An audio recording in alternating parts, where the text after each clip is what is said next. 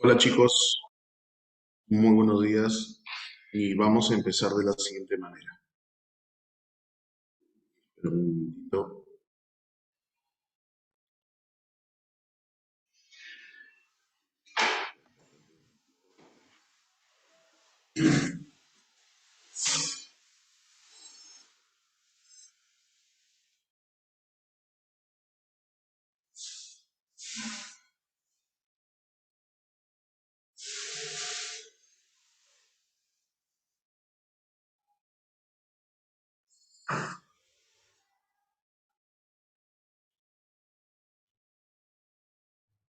Ok, vamos a hacer lo siguiente. Todos están con su material, ¿cierto?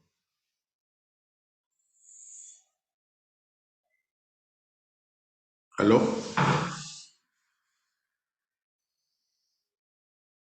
¿Aló, aló, aló? ¿Me escuchas? A ver, gente, por favor. Sí, listo. Dana, todos están con su material en la mano. Sí, ¿verdad? Listo. Entonces vamos a trabajar el material este de que tiene que ver, dice filosofía política. Filosofía política. Y a partir de ahí vamos a dar la parte teórica en función a cada pregunta, ¿ok? Entonces me dice acá, la pregunta uno dice, lee el siguiente texto y a continuación responda a la pregunta 2.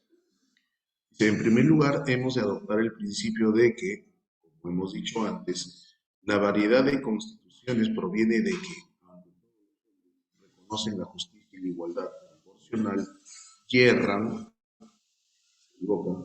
con todo en el modo de alcanzar la justicia.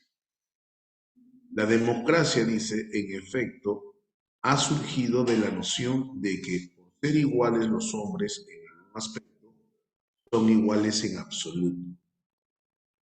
Y así se piensa que por ser todos igualmente libres, han de ser en absoluto iguales. La oligarquía, por su parte, viene de suponer que, por ser desiguales en un respecto, han de ser desiguales en absoluto, porque son desiguales en cuanto a la propiedad, supónense que son desiguales en absoluto. Y después los unos, creyéndose iguales, pretenden participar en todo igualmente, mientras que los otros, creyéndose desiguales, procuran tener más que los otros, lo cual es una forma de desigualdad. Todas las constituciones, por tanto, tienen cierto elemento de justicia, pero son deficientes como arreglo a un patrón absoluto. Y por esa causa, unos y otros, cuando no obtienen en la República la parte que estiman corresponder a las ideas que sustentan, promueven la revolución. Aristóteles, política. Según el texto escrito por Aristóteles, el que los hombres sean igualmente libres, y tenemos que encontrar la respuesta, pero para eso, ¿qué te parece si comparto contigo? Déjame buscarlo.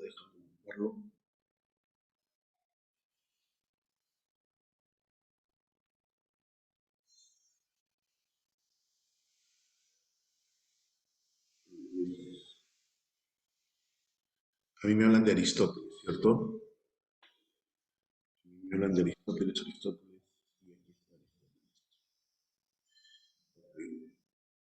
y aquí está Aristóteles. Pregunta para todos. ¿Se está viendo la diapositiva? ¿Aló? Sí, listo. Entonces, mira, Aristóteles, en la lectura que acabamos de realizar, me menciona, habla de democracia, habla de oligarquía, habla de república. Democracia, oligarquía, república. Y la lectura está bien interesante. La lectura está bien interesante, forma parte del libro de Aristóteles, Política. Entonces, Aristóteles, en cuanto a sociedad y política, ¿qué nos tiene que decir Aristóteles? Lo primero que debemos que recordar es que Aristóteles es el que de una u otra manera afirma de que el hombre es un zoón político, que es un animal político. Nosotros tenemos que reflexionar acerca de lo que es la política, ¿no? Y de repente tenemos una concepción equivocada de la política porque hoy en día, en la situación, en el contexto en el que vivimos, probablemente estemos pensando que política es sinónimo de corrupción, política es sinónimo de poder. Bueno, en todo caso, tenemos una visión un poco equivocada o un poco decepcionada de lo que es la política. Lo cierto es que la política permite a las personas vivir en armonía. La política implica establecer normas, establecer reglamentos, ¿cierto?, que nos permitan respetarnos y vivir en armonía, vivir de manera respetuosa entre todos nosotros. Y también propicia una serie de deberes y derechos que tenemos, ¿no? Las personas, los individuos tenemos derechos, claro que sí. Hay derechos y seguramente tu profesor de cívica te habrá mencionado eso. Hay derechos universales. Esos derechos universales pues se deben respetar sí o sí, ¿no? ¿Cierto? Los derechos humanos, por ejemplo, ¿no?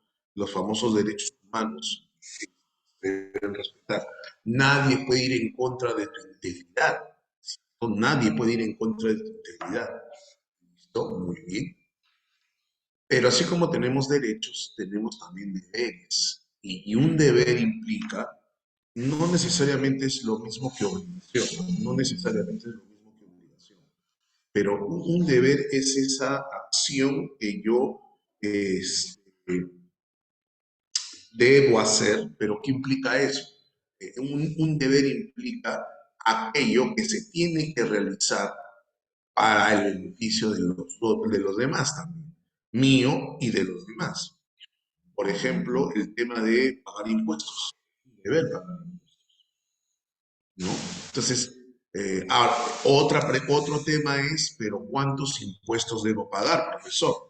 O sea, yo no voy a pagar, yo que gano una cantidad, o sea, no tan grande de dinero, no voy a pagar tanto impuesto como una empresa grandota de repente, no, no es lo mismo. Claro, entonces ahí se establece, pero alguien tiene que establecer esas normas. ¿Correcto? Entonces, eso implica vivir en política. Aristóteles decía, el ser humano es un animal político.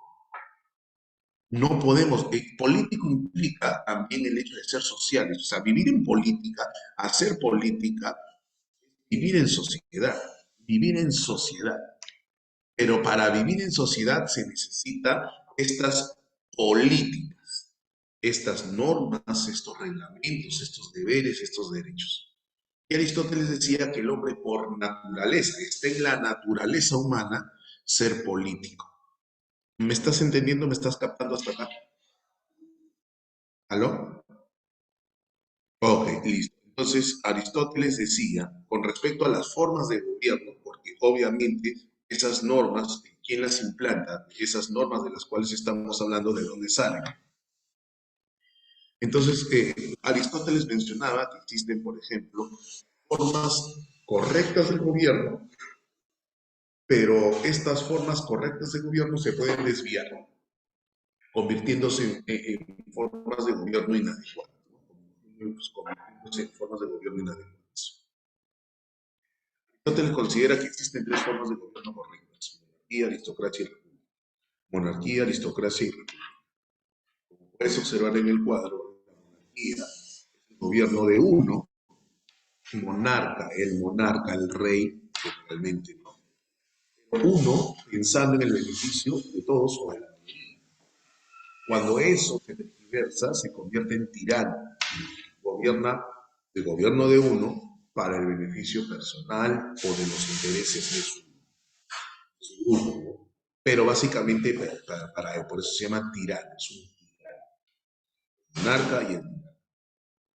La aristocracia es el gobierno de los mejores, de los más preparados, de los que tengan mejor preparación para gobernar. pero esta aristocracia es un pequeño grupo. Aristóteles considera que eso no está mal y eso está relacionado con la lectura. Eso está relacionado con la lectura, ¿cierto? Entonces, pregunta, anda analizando con la lectura. Hablo de un monarca, en la monarquía uno gobierna y luego viene, están por debajo del monarca. Por tanto, no son iguales. La aristocracia, los mejorcitos en un aspecto, o sea, que tengan la capacidad para poder gobernar, para tomar mejores decisiones, qué sé yo, esos son los que deben gobernar. Luego vienen los que están abajo. Otra vez, eso no es igualdad, hay desigualdad. Aristóteles consideraba que son buenas formas de gobierno.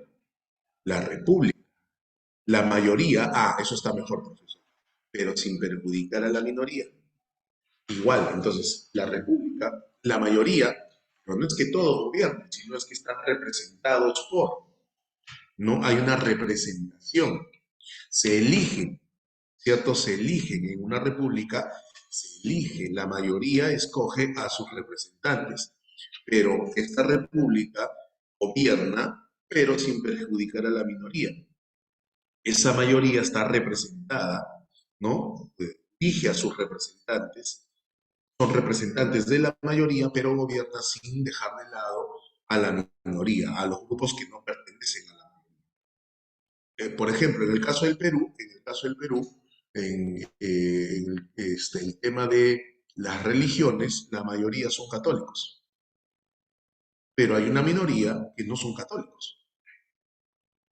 Entonces, la república implica que los católicos escojan a sus representantes, pero sin perjudicar tampoco demasiado a los que no son católicos. ¿Entiendes o no? Pero igual, otra vez desigualdad. Ahora, la aristocracia se convierte en oligarquía. La oligarquía viene a ser ese grupo, ese pequeño grupo que gobierna, ok, pero que tiene poder adquisitivo, que tiene poder económico. Y ellos son los que gobiernan. No son elegidos.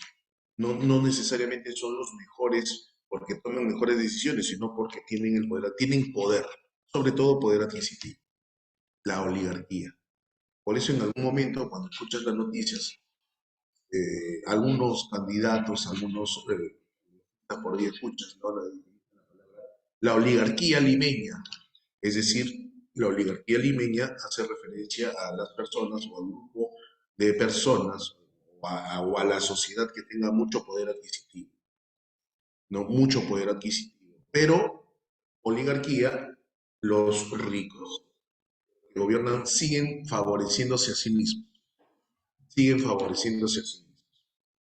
Y como puedes observar ahí, la democracia, dice Aristóteles, ¿no? Es una tergiversación de la república porque puede ser mal llevada, y eso es lo que dice la lectura, ¿no? Puede ser mal entendida. Si nosotros regresamos a la lectura, si nosotros regresamos a la lectura, debemos hacer de manera calmada.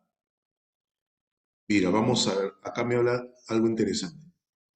En primer lugar, hemos de adoptar el principio de que, como se ha dicho antes, la variedad de las constituciones proviene de distintas formas de establecer. Dice acá, la variedad de constituciones. Una constitución es la que mantiene las normas, ¿no? Es la política de una nación está concentrada, condensada en su constitución. Ella es la que nos dicta la política que debemos seguir. La variedad de constituciones proviene de que, aunque todos los hombres reconocen la justicia y la igualdad proporcional, yerran, se equivocan con todo en el modo de alcanzarlas. Todos entendemos de que debe haber justicia e igualdad, pero ¿cómo alcanzamos esa justicia y esa igualdad? Y él dice que se equivocan. La democracia, dice, en efecto, ha surgido de la noción de que, y acá nos cuestionamos la democracia, muchachos, nos cuestionamos la democracia, porque en inicio pensamos que la democracia es una forma de gobierno que busca la igualdad para todos, que todos somos iguales. Entonces ponte a pensar, ¿somos iguales realmente? Dice acá, ha surgido de la noción de que por ser iguales, los hombres en algún aspecto son iguales en absoluto. somos iguales en absoluto, entonces cualquiera puede gobernar. Pero la pregunta es, ¿todos están preparados para gobernar? Wilson, el grupo Romero, reciente Leo Wilson, sí podría ser la oligarquía limeña, podría estar representada por el grupo Romero. Entonces, ponte a pensar, cuando nosotros hicimos filosofía peruana y cuando se habló de que el Perú se independiza de España, surgieron dos movimientos, los liberales y los conservadores. Justamente los liberales promovían esto, ¿no? Todos hemos alcanzado la independencia, entonces todos somos iguales, ¿cierto? Todos somos iguales. El que sabe leer y el que no sabe leer, todos somos iguales. Aguanta, un ratito, perfecto. Todos somos iguales, pero no me vas a decir que entre el que sabe leer y por poner un ejemplo, entre el que sabe leer y el que no sabe leer, va a gobernar el que no sabe leer. O estoy discriminando ahí. ¿Tú crees que estoy discriminando? Te pregunto.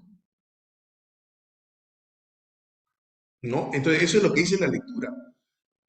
La democracia, en efecto, ha surgido de la noción que, por ser iguales los hombres en algún aspecto, porque, claro, somos iguales, ¿en qué somos iguales? En que tenemos los mismos derechos, por ejemplo. Yo sé leer, él no sabe leer, pero todos los dos somos seres humanos y merecemos el mismo respeto. Ahí sí. Pero dice acá, por ser iguales en algún aspecto, somos iguales en todo. Falso. Y así se piensa que por ser todos igualmente libres, han de ser en absoluto iguales. La oligarquía, por su parte, eso piensa la democracia. La oligarquía, que ya te dije qué significa, viene de suponer que por ser desiguales en un respecto, porque la oligarquía que dice, yo tengo poder económico, digo, tú no, no vamos a ser iguales, no vamos a ser iguales. Yo soy dueño de tantas haciendas, soy dueño de tanto, tú no. Entonces, ¿me vas a decir que somos iguales? No. Entonces, la oligarquía parte de que por ser desiguales en algún aspecto somos desiguales, mm, han de ser desiguales en absoluto. O sea, como somos desiguales en algún aspecto, somos desiguales en todos. Entonces, no te puedes comparar conmigo. ¿Cómo te vas a comparar conmigo, pues? La oligarquía piensa de esa manera. Mm. Y después, los unos, los de la democracia, creyéndose iguales, pretenden participar en todo igualmente, mientras que los otros, lo de la oligarquía, creyéndose desiguales, procuran tener más que los otros, lo cual es una forma de desigualdad. Todas las constituciones, finalmente dice, por tanto, tienen cierto elemento de justicia, pero son deficientes con arreglo a un patrón absoluto. Y por esta causa, los unos y otros, los de la democracia y los de la oligarquía, cuando no obtienen en la república, que más o menos es el punto medio, ¿no? La parte que estiman corresponder, o sea, en una república, el demócrata, en una república que no obtiene lo que él quiere, es decir, que todos seamos iguales, ¿qué promueve? Una revolución.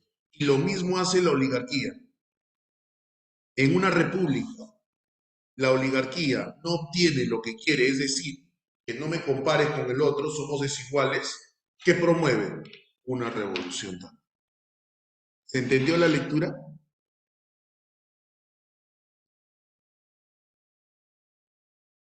¿Aló? Listo, Wilson. Entonces, según el texto escrito por Aristóteles, el que los hombres sean igualmente libres, ¿cuál será la clave? ¿Garantiza la vida pacífica en democracia? ¿No significa que lo sean en otros aspectos?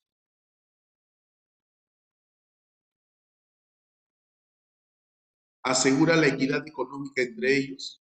¿Convierte a la oligarquía en el mejor sistema? ¿Cuál sería la clave para ti? ¿Estamos de acuerdo que es la B? no significa que lo sean en los otros aspectos. Pregunta, ¿se entendió? ¿Sí? Ok, ese es de Aristóteles. La segunda pregunta, en función a esa lectura, Lucianita, buenos días, Luciana, dice lo siguiente. A decir de Aristóteles, cuando los hombres promueven la revolución se debe a que, en esta pregunta debes recordar que la lectura dice los demócratas y la oligarquía, la democracia y la oligarquía, y que ambos en un sistema republicano, cuando no consiguen lo que promueven ellos, generan la revolución. ¿Qué busca el demócrata? ¿Qué busca la democracia? Que seamos todos iguales en todos los aspectos. Equivocado. ¿Qué busca la oligarquía? Que todos somos desiguales. Si somos desiguales en un aspecto, entonces somos desiguales en todo. Bien equivocado. ¿Cuándo se busca la revolución? A pesar de la existencia de leyes, los hombres son injustos. Los castigos son deficientes para el cumplimiento de la ley. El mundo de la política es impredecible y carente de leyes. Escribieron sus leyes bajo distintos patrones de igualdad. Ujú. ¿Dedo sí o no? Muy bien, excelente. ¿Sí? ¿Se entendió? Avis, Medalí, hola. ¿Estamos bien, muchachos? Ya hay, buenos días con todos, ya tenemos más de 30 estudiantes en sala. Buenos días con todos. Estamos desarrollando el tema de filosofía política y lo estamos desarrollando a partir de las preguntas y las lecturas que nos plantean. Luego dice, en la pregunta número 3, ¿no? La primera lectura trajo consigo las dos primeras preguntas. Vamos a la pregunta número 3. Isabel reside en Francia hace 5 años. Allí logró cursar estudios superiores y conseguir un trabajo que le permitiese vivir cómodamente. Además, el año pasado se compró su casa y este año acaba de sacar un automóvil que puede pagar en cómodas cuotas. Ella afirma sentirse segura y esperanzada en que el futuro seguirá cumpliendo sus metas, ya que, tal como lo afirma John Luke, entonces, ¿qué necesito yo? Una diapositiva que me hable de Luke. Ok, entonces buscamos una diapositiva que nos hable de John Luke. Buscamos a John Luke.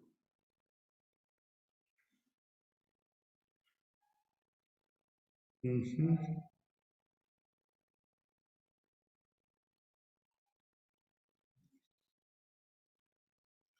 Dar esto por aquí.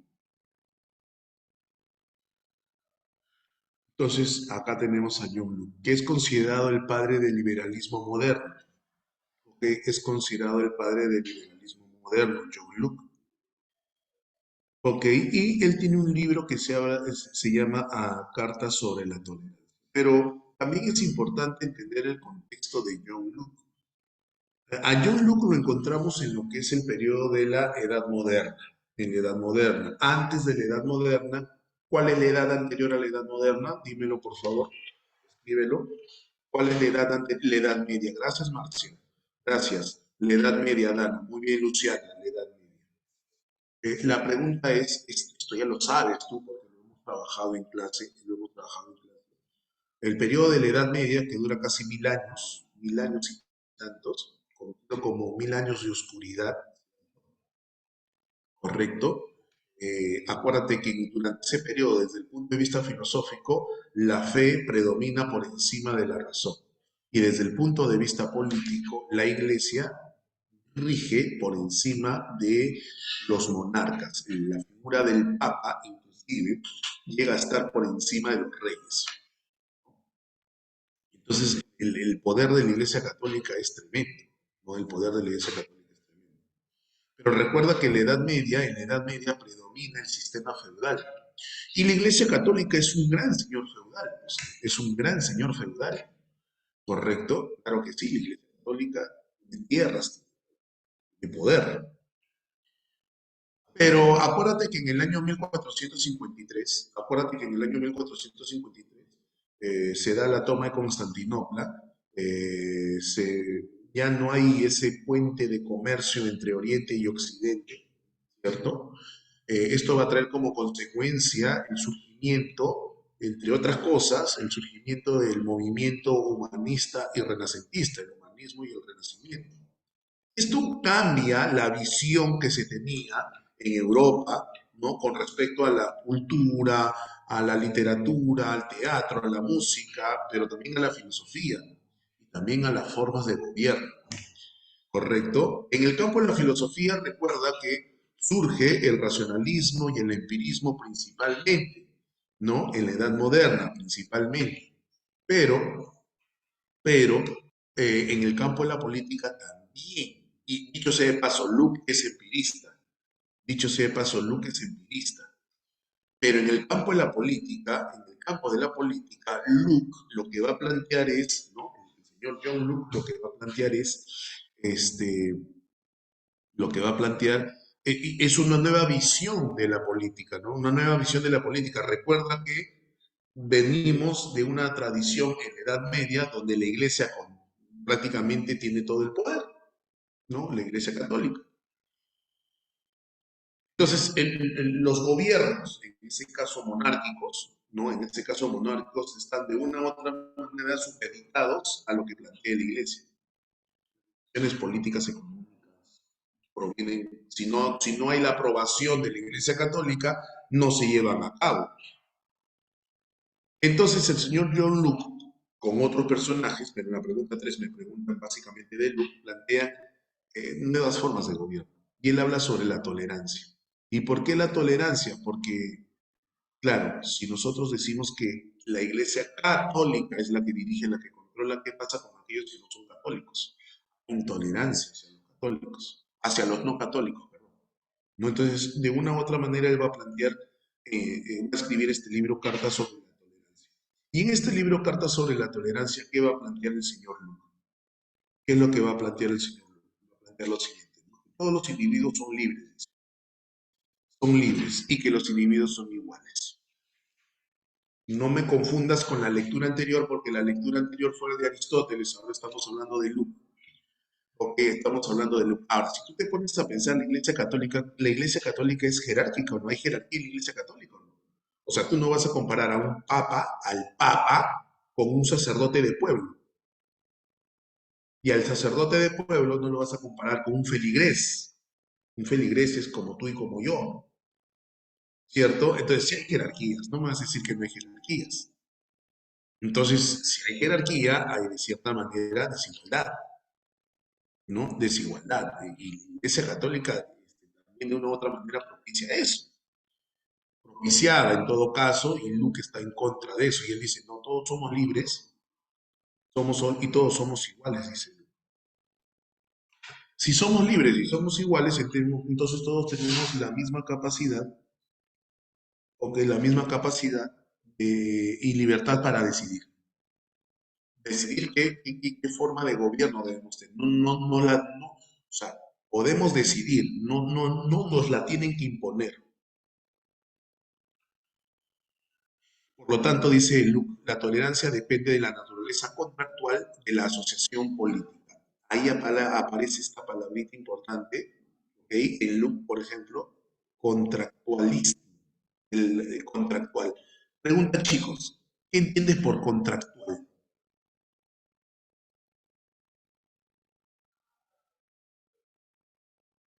¿Qué entiendes por contractual?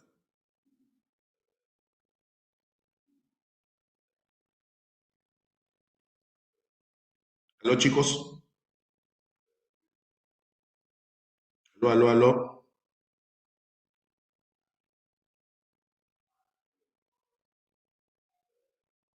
¿Aló?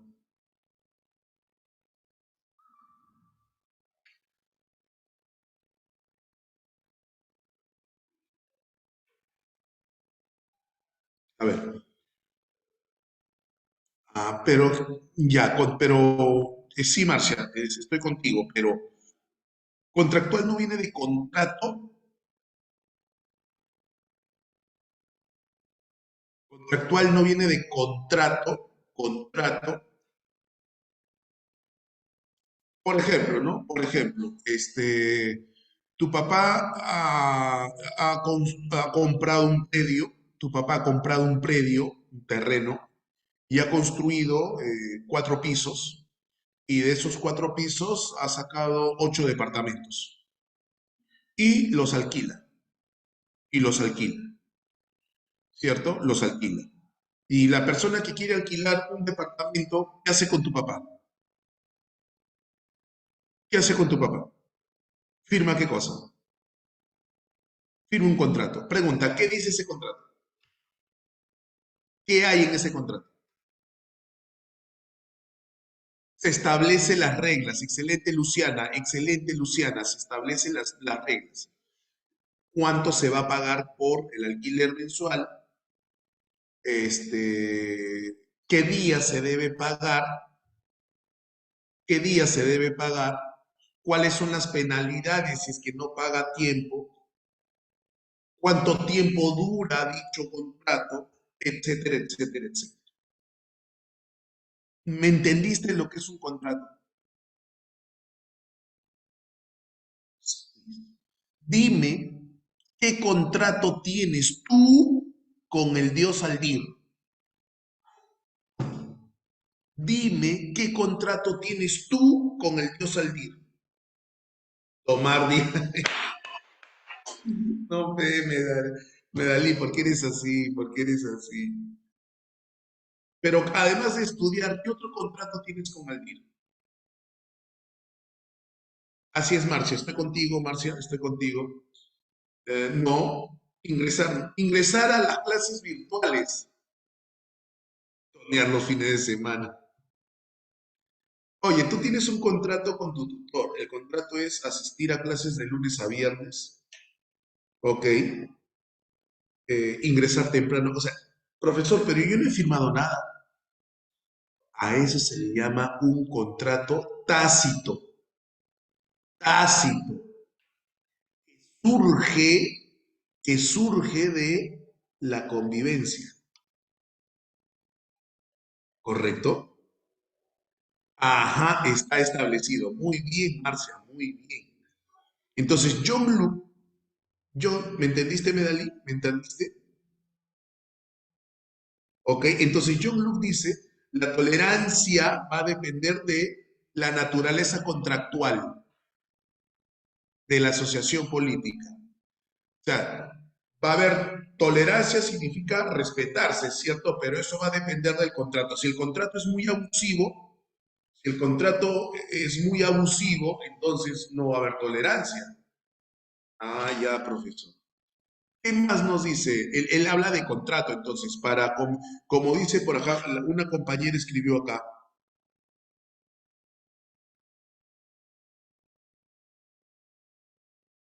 perdón, déjame buscar lo que escribió una compañera.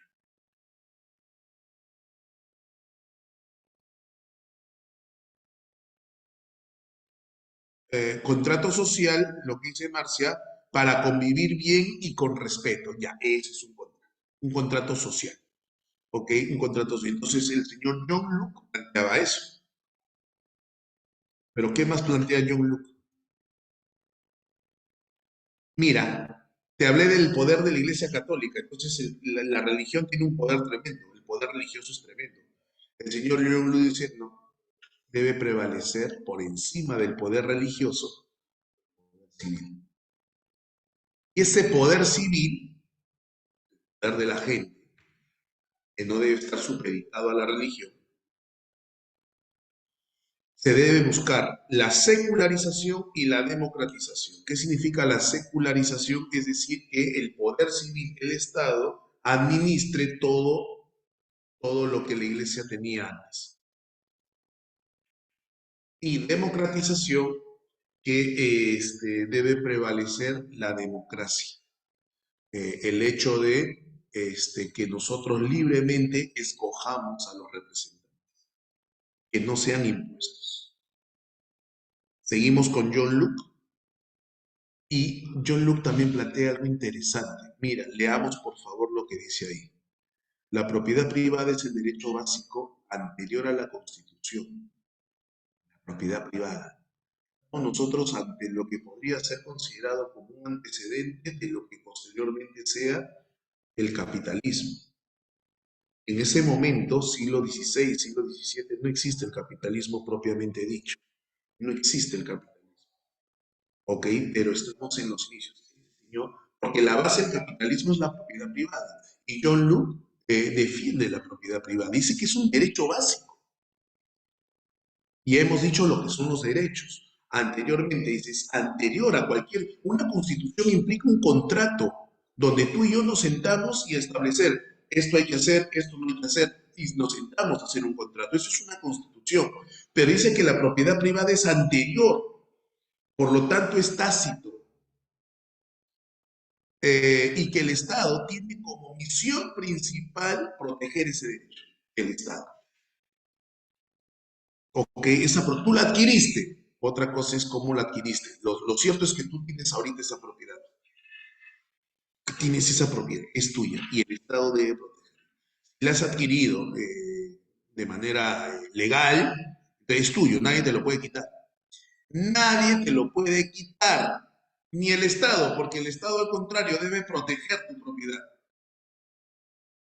Profesor, pero hoy en día yo he escuchado que el Estado debe, la expropiación, profesor, en la época del gobierno militar se expropió los medios de producción, los medios de comunicación, claro, en el gobierno militar, y es por eso que el gobierno militar es acusado de una u otra manera de no respetar el derecho básico, que es la propiedad privada.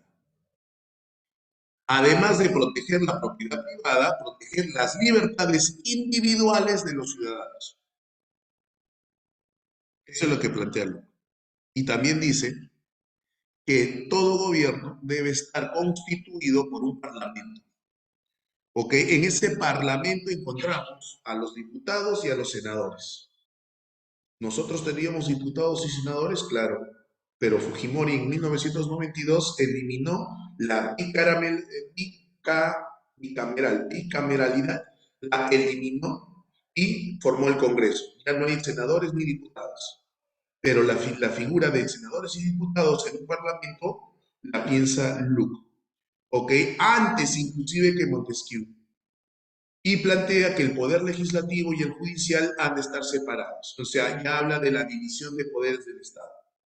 Y el rey debe estar sometido a las leyes. O sea, el rey no debe estar por encima del gobierno. ¿Ok? Esa figura, por ejemplo, hoy en día la encontramos ¿dónde? En Inglaterra, en España. En Inglaterra y en España todavía hay monarquías. ¿Ok? Pero no están por encima de las leyes.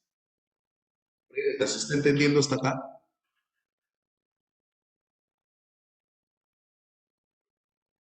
Okay. Entonces regresamos a la pregunta número 3. Regresamos a la pregunta número 3 y me dice, Isabel reside en Francia hace 5 años, allí logró cursar estudios superiores y conseguir un trabajo que le permitiese vivir cómodamente. Además, el año pasado se compró su casa y este año acaba de sacar su automóvil que puede pagar en cómodas cuotas. Ella afirma sentirse segura y esperanzada en que el futuro seguirá cumpliendo sus metas, ya que, tal como afirmaría Luke, ¿cuál sería la clave? El Estado liberal protege sus derechos naturales. Así, ¿verdad? Muy bien, muchachos. ¿Entendido hasta acá? ¿Estamos bien, muchachos? ¿Alguna consulta?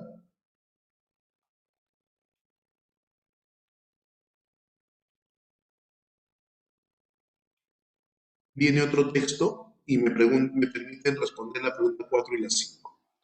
Continuamos. Si se busca en qué consiste el bien más preciado de todos, que ha de ser objeto de toda legislación, se encontrará que todo se reduce a dos cuestiones principales, la libertad y la igualdad. Son los dos bienes más preciados, la libertad y la igualdad, sin la cual, la libertad y la igualdad, sin la cual la libertad no puede existir. Renunciar a la libertad es renunciar a ser hombre, a los derechos y a los deberes de la humanidad.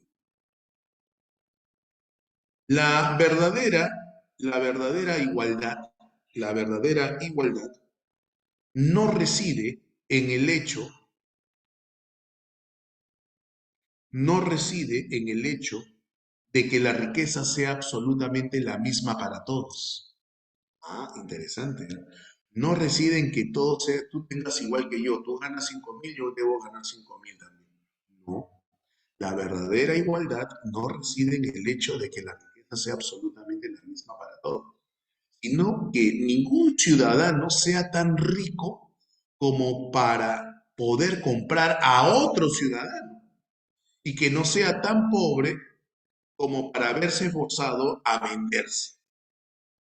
Esta igualdad, dice, no puede existir en la práctica, pero si el abuso es inevitable, ¿quiere eso decir que hemos de renunciar forzosamente a regularlo? Como precisamente la fuerza de las cosas tiende siempre a destruir la igualdad, hay que hacer que la fuerza de la legislación tienda siempre a mantener. Jean-Jacques Rousseau, el contrato social. Otra vez la palabra contrato. Otra vez la palabra contrato. Otra vez la palabra contrato. Veamos si tenemos una diapositiva acerca de Rousseau, me parece que sí. A ver, busquemos a Rousseau.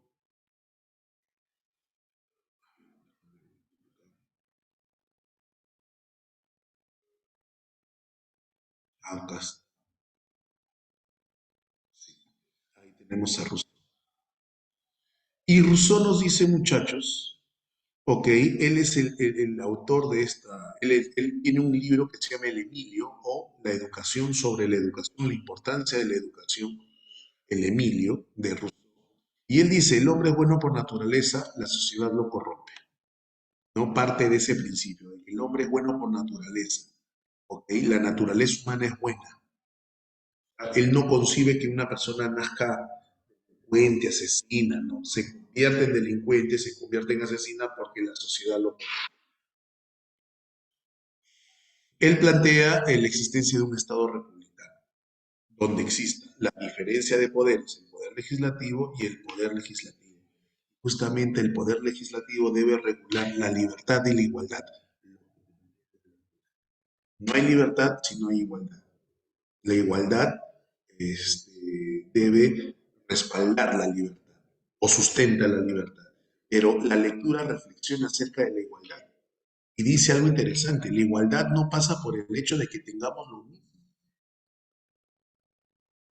La igualdad no pasa, porque lo analiza desde el punto de vista económico, no pasa porque tú y yo tengamos lo mismo, ganemos lo mismo, sino pasa por el hecho de que una persona no puede ser no debería tener tanto poder económico como para poder comprar a otra persona, ni la otra persona debería ser tan pobre como para venderse. ¿Mm? Y el poder ejecutivo dice, o sea, el poder legislativo se encarga de eso, de legislar, dar las leyes. El poder legislativo, el parlamento. El parlamento, senadores y diputados. Hoy en día ese parlamento, en el caso del Perú, es el Congreso. Los congresistas, ellos son el poder legislativo en el país, en el caso de nosotros. Y el ejecutivo es, en el caso de nosotros, representado en la figura del señor Castillo. Ese es el poder ejecutivo. Pero Rousseau plantea que puede estar en manos de una persona o más, no necesariamente tiene que ser uno. Entonces, eso es lo que nos plantea el amigo Rousseau, eso es lo que nos plantea el amigo Rousseau. Entonces, en función a eso, ¿qué respondo? Démosle otra vez una mirada a la lectura. Si se busca en qué consiste el bien más preciado de todos, que ha de ser objeto de toda legislación, se encontrará que todo se reduce a dos cuestiones principales, la libertad y la igualdad, en la cual la libertad no puede existir. Renunciar a la libertad es renunciar a ser humano, a ser hombre, y eso no se puede, no puedes renunciar a eso. La verdadera igualdad no reside en el hecho de que la riqueza sea absolutamente la misma para todos, sino que ningún ciudadano sea tan rico como para poder comprar a otro y que no sea tan pobre como para verse forzado a venderse. Esta igualdad se dice, no puede existir en la práctica. Dice que no se puede dar en la práctica. En la práctica. Pero sí el abuso es inevitable. Dice, pero sí el abuso es inevitable. No podemos evitar. Es inevitable el abuso. ¿Quiere decir eso que hemos de renunciar forzosamente a regularlo? O sea, en la práctica no se puede dar esa igualdad. Es inevitable el abuso. Yo tengo mucho, tú tienes poquísimo, entonces ya, yo te compro. Yo te doy algo, pero haces lo que yo quiero. Entonces dice acá, quiere decir eso, si es inevitable el abuso en la práctica, eso quiere decir que debemos renunciar forzosamente a regularlo, como precisamente la fuerza de las cosas tiende siempre a destruir la igualdad. Hay que hacer, como siempre se tiene esa tendencia al abuso, hay esa tendencia al abuso, entonces la fuerza de la legislación tiene que ser mucho más poderosa. Quien tiene que orientarse a mantenerla, la legislación. Pregunta, ¿se entendió la lectura? ¿Qué marco en la 4? Según las palabras de Rousseau, la igualdad es el sustento de todo derecho y consiste en que nadie puede someter a otro ni ser sometido. Muy bien. Muy bien. Excelente. La 5. Rousseau denuncia que en las sociedades hay quienes pretenden de otros y para evitarlo propone. ¿Cuál sería la clave? La 5. Perjudicar el trabajo, diálogo pacífico, burlar la libertad del acuerdo entre las partes,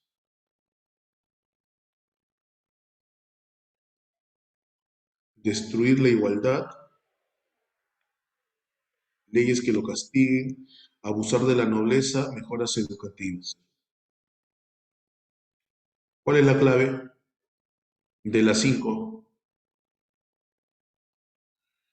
Hay quienes pretenden burlar la libertad de otros y para evitarlo propone el acuerdo entre las partes, el contrato, pues, ¿no? El contrato. Muy bien.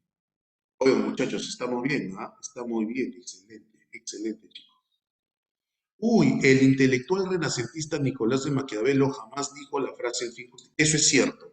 Sin embargo, se le atribuyen debido a que el señor Maquiavelo, y te tengo la diapositiva de Maquiavelo por aquí, tengo la diapositiva de Maquiavelo por aquí, voy a buscarlo a Maquiavelo, ese que lo tengo, me parece que lo tengo. Maquiavelo, aquí está, mi tío Maquiavelo, aquí está mi tío Maquiavelo, ok, amigo Maquiavelo, dice, él es Maquiavelo, Nicolás de Maquiavelo, él es autor se le atribuye la teoría del realismo político, ok, realismo político. Vamos bien, ¿ah? Recién van a ser las 9 de la mañana. Vamos bien. Y no estamos corriendo, estamos yendo despacio, tranquilitos, ¿ok? Estamos bien.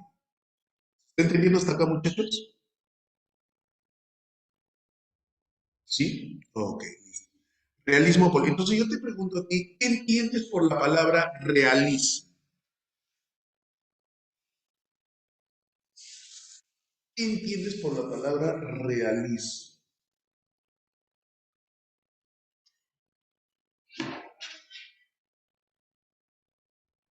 Que sea tal como es, que sea real, ¿cierto?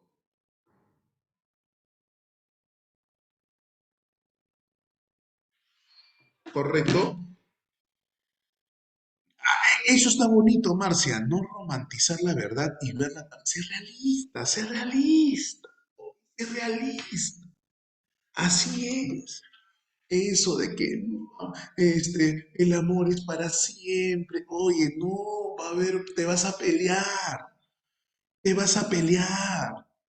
No siempre te voy a ser fiel hasta con el pensamiento. No seas mentiroso. No seas mentiroso. Ella no te quiere, ni te querrá. ¡Hala! ¡Qué malcriada! ¿Quién ha puesto eso? ¿Quién ha puesto eso? Medalí. No, Medalí. Tampoco tanto, Medalí. Tampoco tanto. No, pero eso de que, ay, te soy fiel hasta con el pensamiento. No, pe. Ya, te creo que físicamente ya, pero con el pensamiento sea loco. No, Medalí, no digas eso, Dios salir está por acá. Ella me ama con el pensamiento. La pichanga, por Dios. Oye, ser realista, pe, ¿no? No, o sea, no, voy a jugar pelota nomás con mis amigos. No seas mentiroso, pe, vas a terminar tomándote tu cerveza. Sé honesto, sé sincero. Sé real. Muy bien. Profe, pero la realidad a veces es, pero es la realidad. ¿Prefieres vivir una realidad dura o vivir engañado? A la realidad duele, pero es mejor que duela a que te engañen. Ay, ay, ay. No, la realidad puede ser, yo no digo que sea mala, no he dicho que sea mala, sino que es tal cual, ¿cierto? Tal cual, listo. En el campo de la política, el señor Maquiavelo es representante del realismo político. ¿Y a qué se refiere con el realismo político? Bueno, Raquel, tienes toda la razón, la verdad es útil. Bueno, depende también, hija. En algún momento hemos dicho que hemos mencionado, cuando hablamos de epistemología, las tres teorías de la verdad, ¿no? Entonces te decía, Maquiavelo, ¿en qué momento de la historia le encuentro, profesor? A Maquiavelo le encuentras justamente en el periodo de transición, humanismo y renacimiento, saliendo de la Edad Media, iniciando la Edad Moderna. Entonces, en ese periodo de humanismo-renacimiento lo encontramos al señor Maquiavelo. Y hace un rato hemos mencionado el hecho de que entre la Edad Media y la Edad Moderna está el humanismo y el renacimiento, y que en la Edad Media predominaba el poder religioso, ¿no? Predominaba el poder, el Papa era la máxima autoridad y lo que dice el Papa, amén, ¿no? Entonces gobernaba, el Papa gobernaba. O el poder de la iglesia, en todo caso, el poder de la iglesia, el poder de la iglesia. Ok, listo. Muy bien. Pero como te decía, ¿no? Se produce el humanismo, el renacimiento, y ya Maquiavelo empieza a esbozar nuevas formas de gobierno. Dice, hay que ser realistas a la hora de gobernar. Y él escribe una obra, y él escribe una obra llamada El Príncipe. Él escribe una obra llamada El Príncipe. El Príncipe.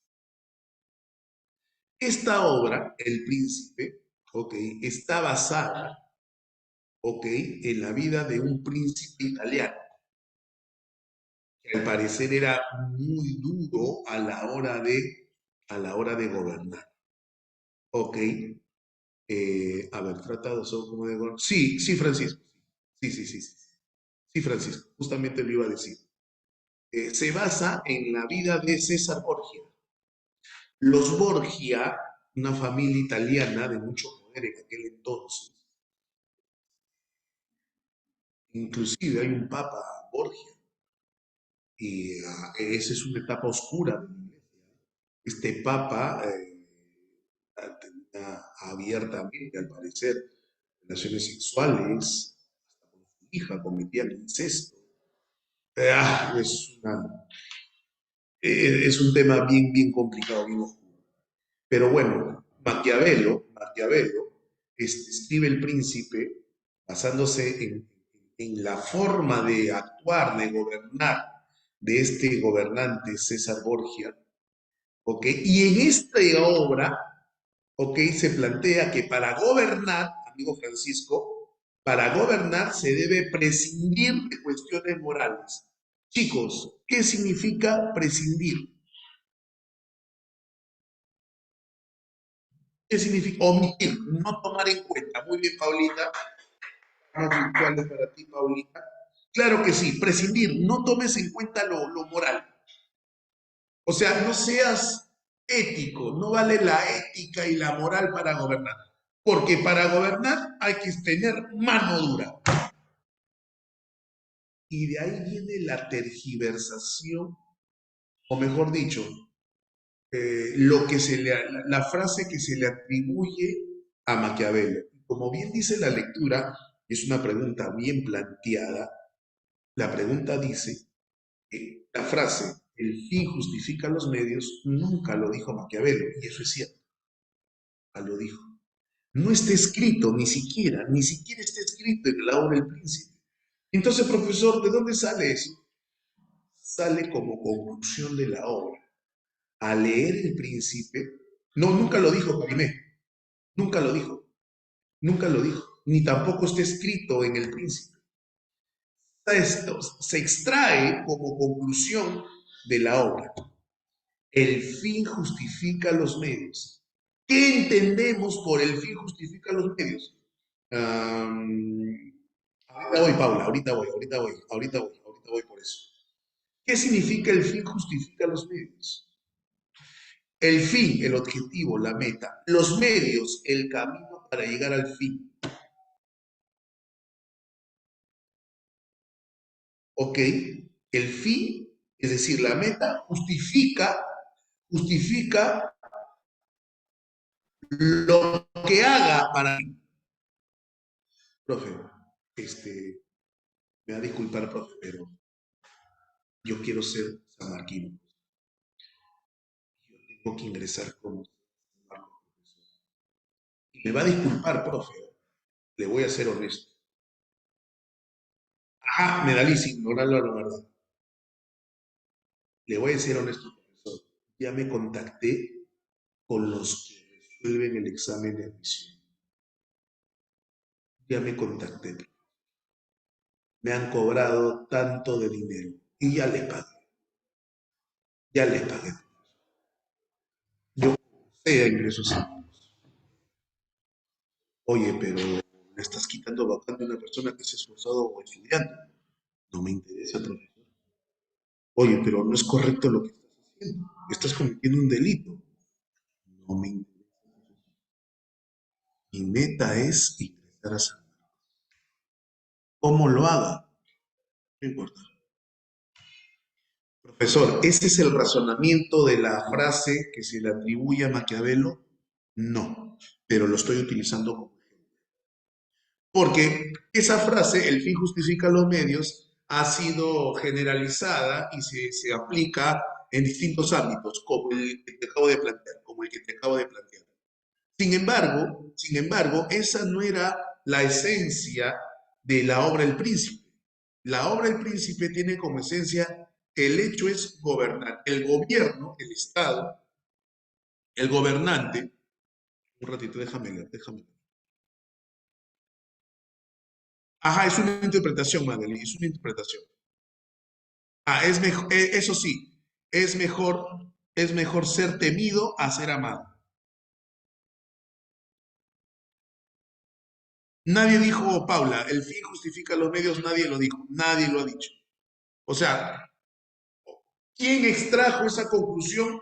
No lo sé, pero en realidad cualquiera pudo haber extraído esa conclusión de la obra. Ya, ahí voy, ahí voy. ¿Cuál es la esencia? Ahí voy, ahí voy. Pero lo que dice tu compañero es cierto, es mejor ser temido a ser amado. Prefiero que me temas a que me ames. Esa es la frase que el dios Aldín tiene. Que me temas a que me ames. Escúchame, la esencia, vamos a la esencia. La esencia, ¿no?, de la obra El Príncipe es que el gobernante tiene una responsabilidad. ¿Ok? El gobernante tiene una responsabilidad. ¿Cuál es esa responsabilidad? ¿Cuál es esa responsabilidad? Garantizar la seguridad y el bienestar de los ciudadanos. Garantizar el bienestar y la seguridad de los ciudadanos. Esa es la responsabilidad del gobernante. ¿Cómo consigo eso? Si para conseguirlo debo cometer actos indebidos y morales, estos quedan totalmente justificados. Esta obra puede entenderse como un análisis psicológico de un gobernante. Un gobernante debe ser cínico, un gobernante debe ser manipulador, sin escrúpulos, que no le tiemble la mano cuando tenga que hacer actos o tomar decisiones drásticas. Así debe ser el gobernante Maquiavel. Esos actos indebidos drásticos quedarán justificados siempre y cuando se alcance el fin que se busca. ¿Cuál es? Garantizar la seguridad y el bienestar de los presidente de Estados Unidos promedio. Ya llegó el dios Aldín, muchachos. Ya llegó el dios Aldín, así tengan cuidado. Ya saben, ¿cuál es la frase del dios Aldín? Quiero que me temas a que me... Listo, entonces ya repasamos a Maquiavelo, pero sí cumple con la obra. Claro, o sea, en la obra se ve reflejado eso del fin justifica los medios, pero no lo dijo, no lo escribió. Lo que sí está escrito es que prefiero que me teman a que me amen.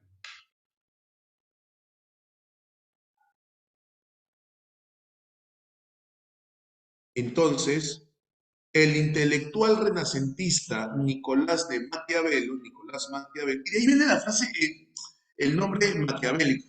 Oye, eres muy maquiavélico, con la persona que planifica, no vamos a hacer esto, tengo un plan maquiavélico. Hace referencia a eso, hace referencia a hacer lo que sea, ¿no? Jamás dijo la frase, el fin justifica los medios. Sin embargo, se le atribuye debido a que según su pensamiento político, para gobernar hay que ser seres morales, los ideales morales son los gobernantes, no puede ser injusto, no puede ser injusto. Avioncito, ¿cierto? Avioncito. Oye, estás hecho un diablo. ¿Ah?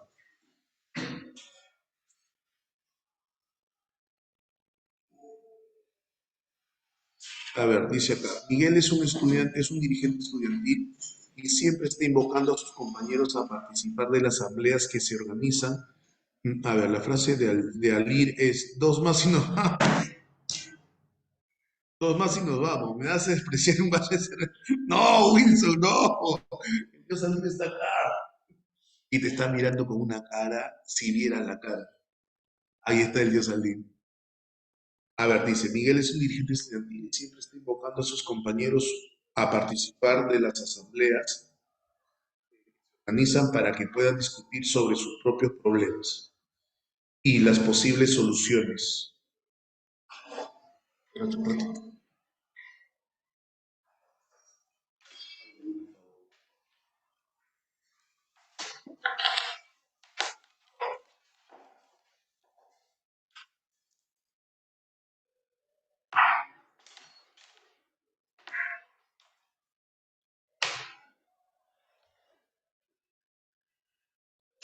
Ya está. Que se organicen para que puedan discutir sobre sus propios problemas y las posibles soluciones nazcan de ellos mismos. De acuerdo al pensamiento de Arendt, a este personaje lo vamos a buscar y no, permíteme un ratito.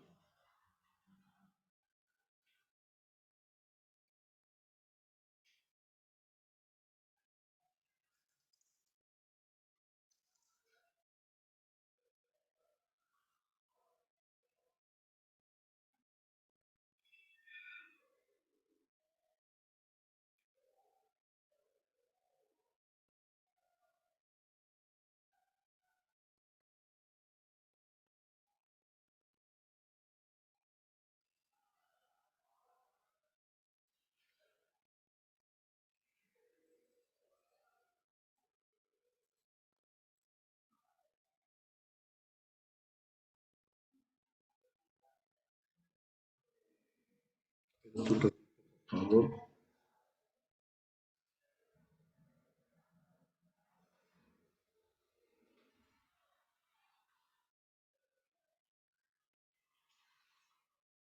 Ok.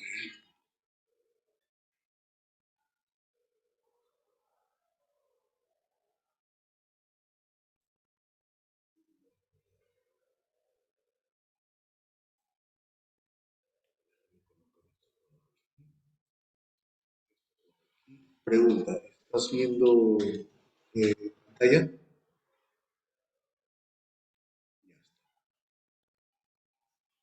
¿Escucha?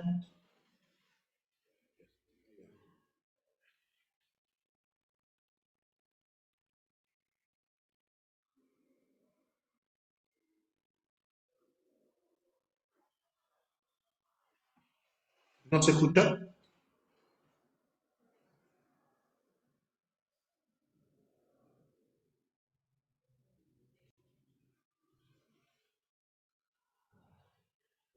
O la bipedal simplemente Ahora,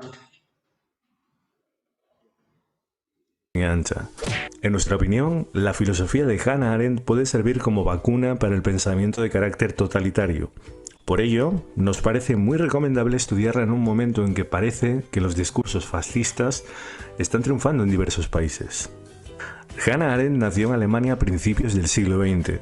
Siendo adolescente, ya se había leído obras de gran complejidad como La crítica de la razón pura de Kant, demostrando una inteligencia sobresaliente.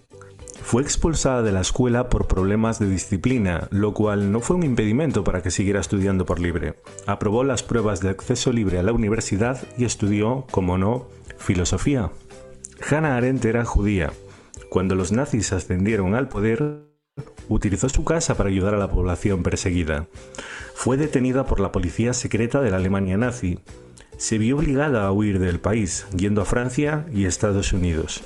Arendt cree que en nuestra vida hay tres actividades fundamentales: la labor, el trabajo y la acción, que se corresponden a tres condiciones de la vida humana: la vida, la mundanidad y la pluralidad.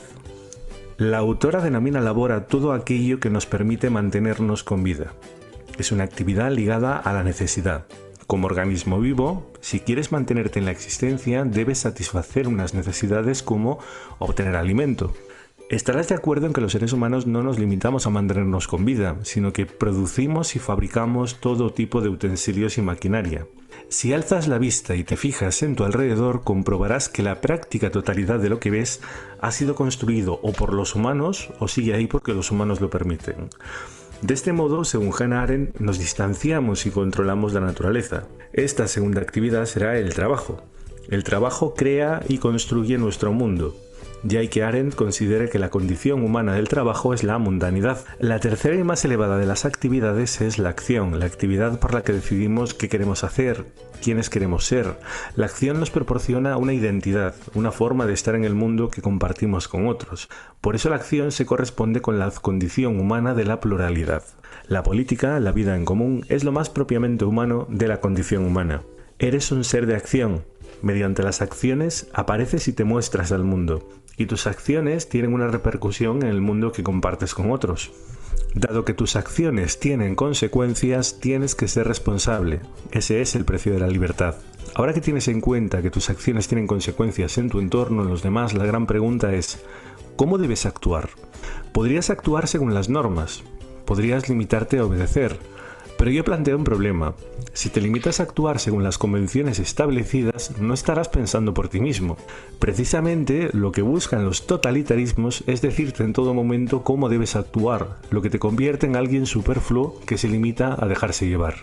Lejos de seguir la moral imperante de tu comunidad, lo que debes hacer es pararte y reflexionar cómo debes actuar.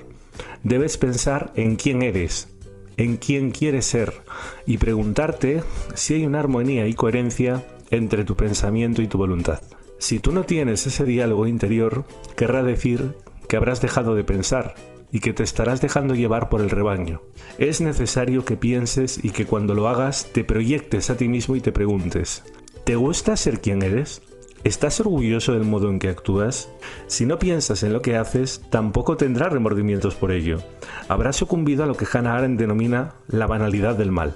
Como ves, Hannah Arendt lucha contra el pensamiento único, contra las opiniones prefabricadas, contra los eslóganes. Hannah Arendt distingue entre dos tipos de mal. El primero será el mal radical, que se da cuando, a pesar de haber pensado y deliberado y saber que tus acciones dañarán a los demás, no te importa. Los líderes fascistas actuaban así. Sabían que sus acciones dañarían a parte de la población, pero no les importaba, quizá porque se refugiaban en algo que les impedía ser imparciales, como pertenecer a determinada raza, grupo o clase social. Si actuamos de este modo no estaremos siendo imparciales y no nos estaremos poniendo en el lugar de los demás. Arendt decía que solo los individuos piensan y pueden ser amados. Son los intereses de los individuos los que debemos considerar en su diversidad y pluralidad. Bajo la diversidad y las diferencias superficiales, hay individuos que son los verdaderos objetos de la moral. Si emitimos un juicio basándonos en que somos de determinada raza o determinado pueblo, no estaremos actuando imparcialmente. El otro tipo de mal será el mal banal. Lo explicamos contando un hecho verídico. Hannah Arendt, como hemos dicho, era judía. Como sabéis, los judíos fueron perseguidos y exterminados por el ejército nazi. Adolf Eichmann fue teniente coronel, se ocupaba de la logística para exterminar masivamente a los judíos. ¿Qué creéis que dijo Hannah Arendt sobre este soldado nazi? ¿Que era una persona profundamente cruel? ¿Que era un genio del mal? Agarraos a la silla, nada que ver. Lo que dijo Arendt es que Eichmann no era una persona perversa o cruel, era simplemente un necio, una persona mediocre, alguien que obedecía las órdenes que le llegaban de arriba sin cuestionárselas. Dado que no pensaba en las consecuencias de sus acciones, tampoco tenía remordimientos morales por lo que hacía. Él actuaba según la legalidad de su tiempo. ¿Quiere esto decir que Eichmann era inocente? No, de ninguna manera.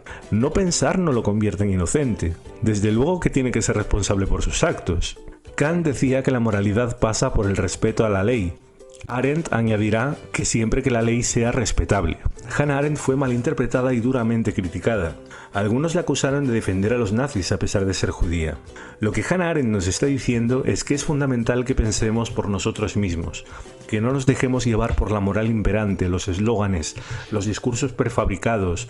Tenemos que dejar de ser parte del rebaño, un engranaje más de una gran maquinaria que nos dice cómo pensar y actuar. No basta con aceptar las normas de nuestro tiempo si no hemos deliberado racionalmente si esas normas son justas e imparciales. No seas un necio como Eichmann. No seas de los que dice yo solo obedezco órdenes. La propuesta de Hannah Arendt nos sirve para huir de la posverdad y de los totalitarismos. Ningún gobierno fascista prosperará si empleamos las herramientas que Hannah Arendt nos invita a usar. La capacidad de pensar por nosotros mismos, la imparcialidad, el consenso, el debate racional, la exposición de ideas y la persuasión no violenta. Gracias, Hannah Arendt. Pregunta. ¿Alguna pregunta con respecto a esta mujer filósofa, Hannah Arendt? Interesante lo que plantea. ¿Alguna pregunta antes de ir a la, alguna inquietud antes de ir a la pregunta? ¿Aló?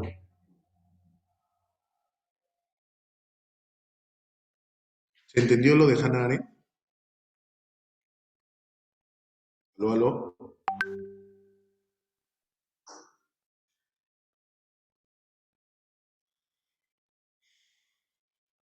¿Están ahí? ¿Alguna consulta, Marcia? ¿Qué te pareció? ¿Algún comentario con respecto a lo que plantea? A ver, ¿qué nos debe quedar de Hannah Arendt? Que está en contra de los totalitarismos. ¿Ok? En contra de los totalitarismos. Y está en contra de las personas. Sí, pero está en contra de las personas que como borreguitos siguen lo que supuestamente está establecido. Y no piensan, y no razonan, y no cuestionan. ¿Ok? ¿Correcto? Interesante lo de los dos males, ¿no? El mal radical y el mal banal. El mal radical, la persona que sabe que está haciendo daño y lo hace, ¿no? El mal banal es el que está haciendo daño, pero no se da, mejor dicho, no es que no se dé cuenta, sino es que dice, se justifica porque dice yo sigo órdenes. Qué buena pregunta, ¿qué significa ser libre en un contexto general? Pues esa pregunta es bien compleja. Hannah Arendt dice que ser libre es asumir las consecuencias de los actos que uno realiza, pues, ¿no?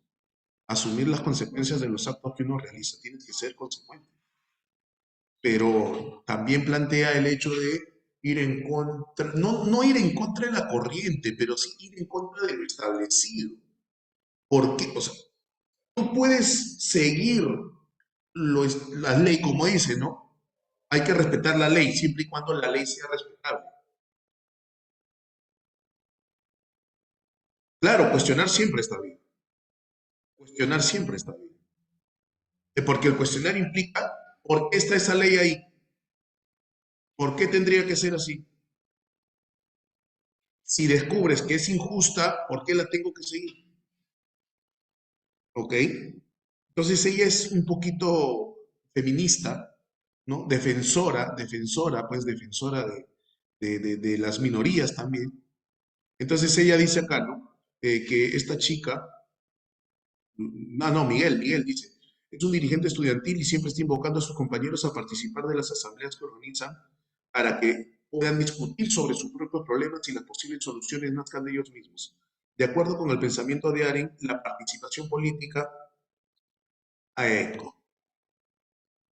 Esa es la clave. Pregunta, ¿te gustó el video? ¿O ya conoces a una persona más, Hannah Arendt? La figura del velo de la ignorancia. Rawls hace referencia a una condición de olvido que en las situaciones, ya, para eso también, este es otro, este es un filósofo norteamericano.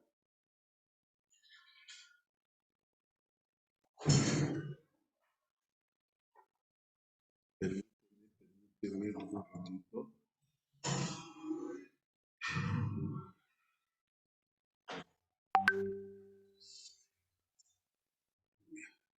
Vamos a encontrar en este video, que dura poquito. Sufres de irritación.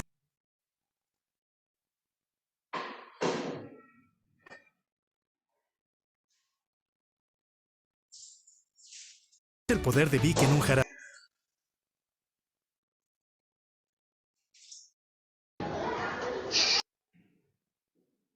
Pregunta, ¿se está viendo la pantalla?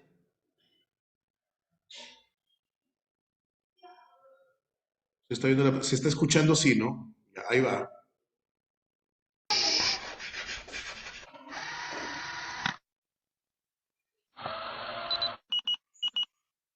Bienvenidos a unprofesor.com.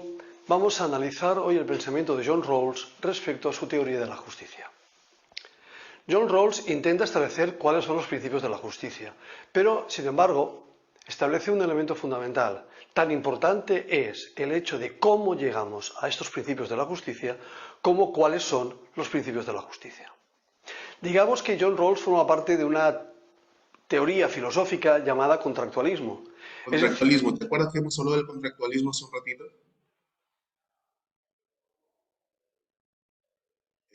Rousseau, Luke, hablan de contractualismo.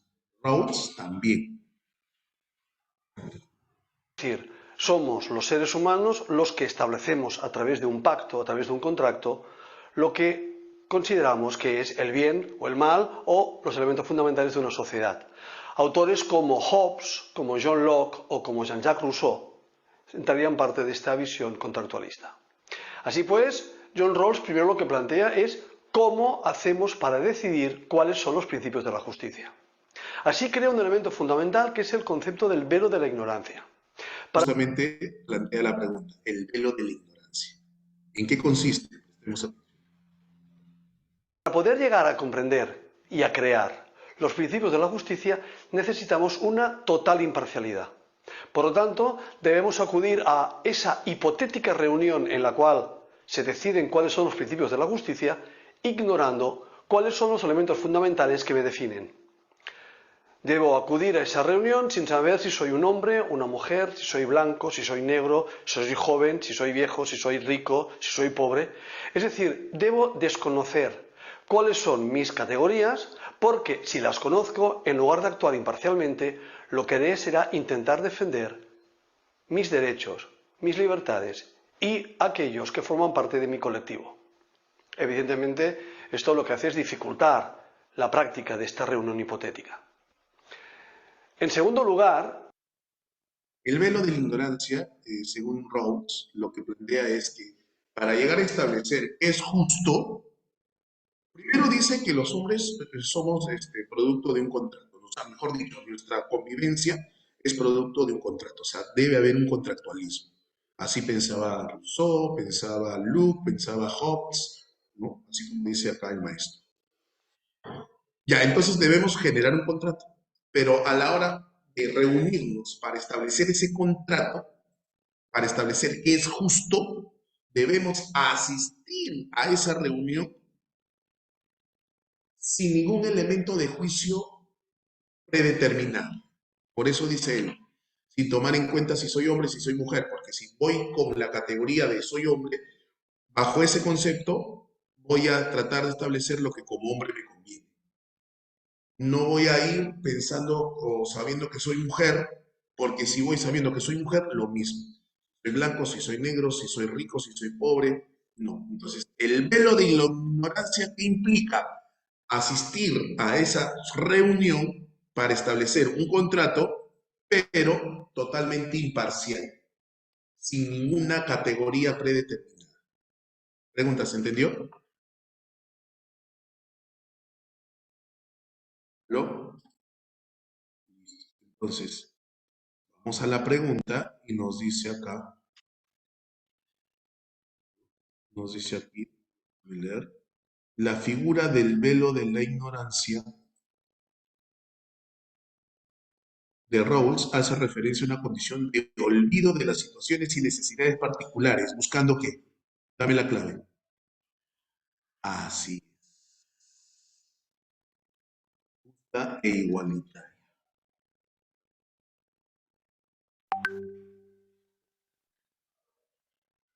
¿Se entendió, chicos? ¿Vamos bien hasta acá?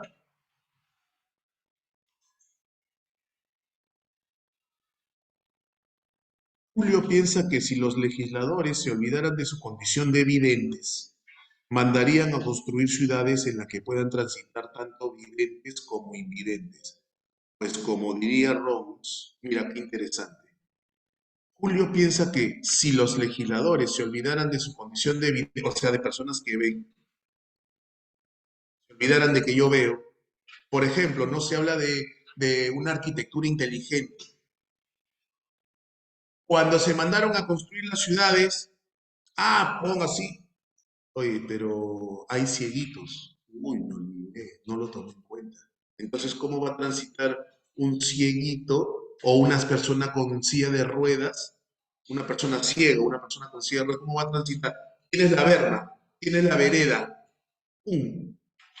Es que a partir de este pensamiento se dice, ¿verdad, no? Ponle una rampita para que puedan transitar. Por eso dice acá, Julio piensa que si los legisladores se olvidaran de su constitución, mandarían a construir ciudades en las que puedan transitar tanto videntes como invidentes. ¿Cuál es la clave? Es mejor abogar por el beneficio de la mayor cantidad de gente. Urge legisladores que velen por las necesidades de las minorías. Ya no se puede seguir ignorando la situación de los invidentes. Dedo, ¿no? No se puede, no se debe conseguir la posición de la mayoría ni de la minoría. Claro, tienes que, el velo de la ignorancia otra vez, el velo de la ignorancia. Muy bien. Sara, después de 3 años residiendo en Europa, manifiesta que allá sí existe un adecuado reconocimiento de las mujeres, ya que no son juzgadas por cómo se visten, su forma de andar o el rumbo que tomen en sus vidas. Y por ello las mujeres españolas son mucho más libres que las peruanas. De acuerdo con las expresiones, a sus expresiones, Sara defiende la tesis de Arendt, no. Rawls, no. La clave es Nancy Fraser, pero la pregunta es, ¿quién es Nancy Fraser? Entonces,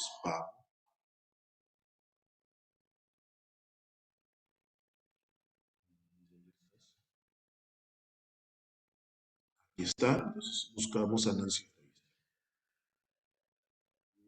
¿Dónde estás, Fraser? Aquí está. Ella es Nancy Fraser y habla de la justicia social.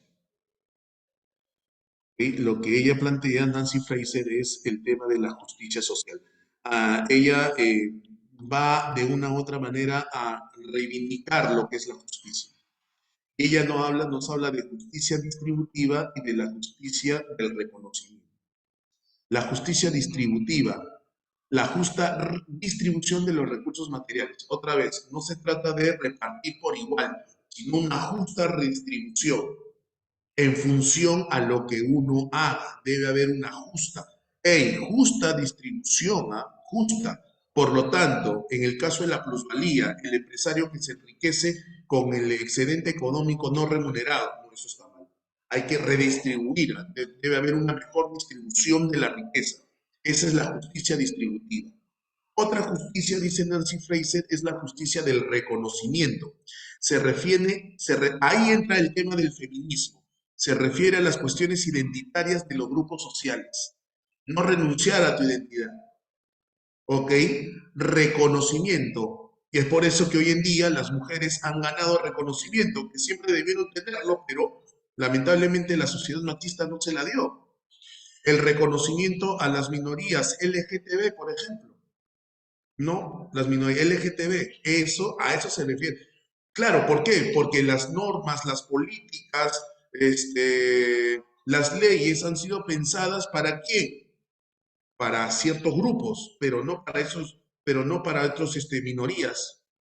No se reconoce, por ejemplo, a los homosexuales, no se reconoce a las tribus, por ejemplo, ¿no? A las personas que no pertenecen a la religión católica, que son de otra religión o que no tienen religión. Debe haber una justicia del reconocimiento. Por eso la clave aquí es Nancy Fraser. Pregunta, ¿se entendió?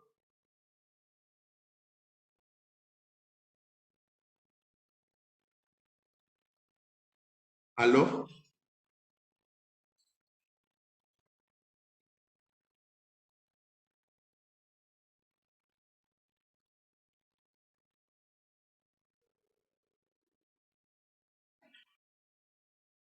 ¿Sí?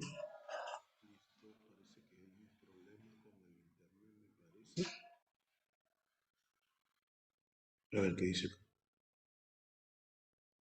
Hay dos tipos de justicia, la justicia distributiva y la del reconocimiento. La distributiva hace referencia a una mejor distribución de la riqueza y la del reconocimiento es reconocer a aquellos grupos que no han sido reconocidos a través de la historia. Como es en el caso, por ejemplo, las familias homosexuales. No tienen, en nuestro país, por ejemplo, no tienen derechos. ¿Ok? Hay que reconocer esos derechos, dice. Eso es justo, dice Nancy Fraser. Sería justo, así como el tema de las mujeres en la pregunta 10. Victoria escucha a su padre quejarse del actual gobierno y manifestar que nuestro país está así por la culpa de la gente ignorante que vota por cualquier payaso que le promete el oro y el moro, y cuando está en el poder se transforma en un tirano. Las expresiones del padre de Victoria encuentran coincidencias con el pensamiento político de quien proponía la teoría del para el Estado. Clave, clave. Muy bien. ¿Cuál es la clave correcta? Y para eso, diapositiva. Diapositiva.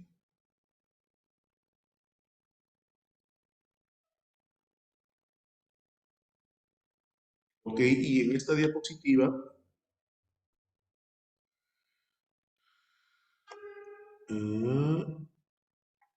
esta es la diapositiva. Mira, esta diapositiva responde a esta pregunta. Esta diapositiva, profesor, cuerpo y alma. Cuerpo y alma. Y alma me suena, profe, me suena. Este señor decía lo siguiente, que lo que se cumple en el ser humano se cumple en la sociedad. Lo que se cumple en el ser humano se cumple en la sociedad. Este señor decía de que el cuerpo, una cosa es cuerpo y otra cosa es el alma, y que el alma no pertenece a este mundo, y que el alma tiene 3 niveles: racional en la cabeza, irascible en el pecho y concupiscible en el bajo vientre. Cada nivel de alma cumple con una función específica. Racional, pensar. Irascible, sentimientos, emociones, ímpetu. Concupiscible, satisfacción de las necesidades básicas. Todo ser humano tiene los 3 niveles, todo ser humano. Pero no en todos predomina, o mejor dicho, en cada uno de nosotros predomina uno de ellos. ¿Ok? Entonces, ¿qué dice? ¿Quién es este señor? El señor Platón. El nivel de conocimiento es menos en la parte de concupiscible y es más en la parte racional. Y eso tú lo trasladas a la sociedad. Platón dice, entonces quien debe gobernar es aquella persona donde predomine la parte racional. Pero es una pirámide. ¿Qué quiere decir eso? Que no todos se caracterizan por eso. ¿Quiénes son ellos? Los más preparados para Platón son los filósofos. Profe, ¿un filósofo tiene alma racional? Sí. ¿Tiene alma irascible? Sí. ¿Tiene alma concupiscible? Sí. Pero de las tres, en el filósofo predomina la racional. Es decir, piensa, razona antes de actuar.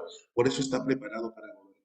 Profe, la gente de la pirámide, de la base de la pirámide, la gente del pueblo, ¿tiene alma racional? Sí. ¿Tiene alma irascible? Sí. ¿Tiene alma concupiscible? Sí. ¿Pero qué predomina en ellos? El alma concupiscible. Por lo tanto, no se caracterizan por pensar, razonar y tomar buenas decisiones. ¿Quiénes deben gobernar entonces según Platón? Para Platón, deben gobernar solamente los que tienen un alto nivel de conocimiento. Profesor es discriminación, pero Platón pensaba así. Eso tú lo llevas a la actualidad, como plantea la pregunta número 10, y no deja de tener razón. Todo ese circo que tenemos en el gobierno, tanto en el legislativo como en el ejecutivo, ¿de dónde? ¿Cuántas veces nos han gobernado este tipo de personas? Y a veces uno no se tienta a pensar de que Platón tiene razón. Ah, su profe. Parece muy radical, pero me parece que Platón tiene razón. ¿A quién van a funear? ¿A quién van a funear? Ah, cuidado, me funa. A mí. Oye, entonces dime, a veces no nos tentamos en pensar, la profesor, ¿por qué mejor Platón debe revivir, profesor? Pero te cuento un detalle, Platón puso en práctica sus ideas, no tuvo buenos resultados, no tuvo buenos resultados. Fiorella se queja de que los ojos siempre están mirándola por su físico y soslayan otros aspectos de sus personas. O sea, minimizan otros aspectos, solamente la miran a ella por su figura. Esta falta de un verdadero reconocimiento, según el filósofo canadiense Charles Taylor, podría generar que este señor Taylor canadiense, este señor Taylor canadiense es representante del multiculturalismo, multiculturalismo, ¿ok? Hay que respetar, o sea, por ejemplo, hay una palabra bien interesante en filosofía que se llama alienación, ¿no? Una palabra que viene desde Hegel. Para Hegel la alienación es correcta, para Marx la alienación es negativa. Y la alienación viene a ser, bajo el punto de vista de Marx, la negación de uno mismo. ¿Ok? Entonces, el filósofo peruano Salazar Bondi decía que no se puede hablar de filosofía peruana ni latinoamericana porque somos un pueblo alienado, porque siempre imitamos. Somos alienados porque no reconocemos nuestra verdadera identidad. Así es, Marcia, tienes toda la razón. Ok, listo, ok. Entonces, este señor Taylor plantea la teoría del multiculturalismo. El hecho es que no existe una sola cultura, existen muchas culturas. Y yo no pertenezco a todas las culturas. Cada uno pertenece a su cultura. Tú debes debes generar tu identidad y no debes buscar ser otro. Ok, dice, esta falta de un verdadero reconocimiento, según Taylor, podría generar que Fiorella se queja de que los chicos siempre están mirándola por su físico y soslayan otros aspectos de su persona. No la reconocen por lo que ella es, no por otros aspectos, solamente por su físico. Esta falta, dice acá, de verdadero reconocimiento, ¿qué podría generar en Fiorella? Sí soy, dice, sí soy. Que Fiorella sea tolerante con el tiempo y ya no se moleste. Que Fiorella desarrolle un resentimiento hacia los varones. Que Fiorella cambie su forma de vestir para no atraer miradas. Que los amigos de Fiorella se solidaricen en su situación. No, esto de acá. Y eso es peligroso. Y eso es peligroso. Porque renuncias a lo que tú eres. Eso es peligroso. O sea, Fiorella termina cediendo. Termina cediendo. ¿Qué pasa? No, que está bien, pero o sea, el hecho es que, a ver, Leandro, te explico. Lo que pasa aquí, lo que pasa aquí es que ella podría, ¿no? La pregunta dice podría generar.